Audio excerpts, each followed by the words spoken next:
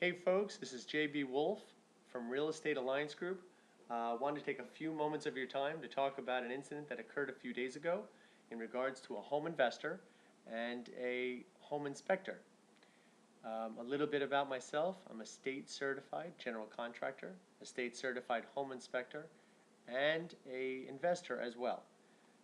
The incident occurred in regards to an inspection after my client had purchased and renovated a home. Um, it was up for sale. A prospective buyer found it, loved it, wanted to move in, but obviously we had their home inspection come in to take a look. Don't know anything about this home inspector. I don't call out names. I just wanted to give you some heads up so you have a better idea of what you can do.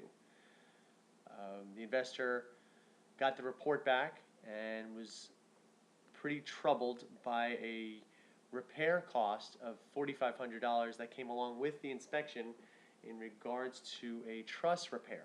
Seems as though there was damage to trusses at an earlier time, and he didn't know anything about it since he didn't go up in the attic. The inspector stated that there was about $4,500 worth of damage, that the trusses were broken and not repaired properly, and it went on and on and on.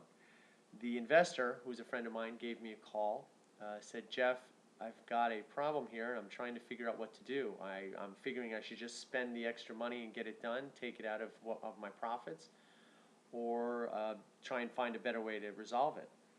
So I said, why don't I come out and take a look, give you an idea, make sure everyone's on the up and up, and we'll go from there.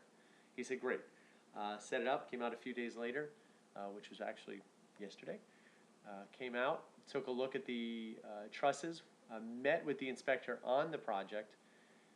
The trusses were designed properly, they were installed properly, the roof looked good, and there was no leaking or no damage. The inspector professionally and politely said I was wrong, and I said, okay, I'm not going to argue with you, I'm not going to get into a fight here. I said, let's get an engineer out here who you think is best, and we'll go from there.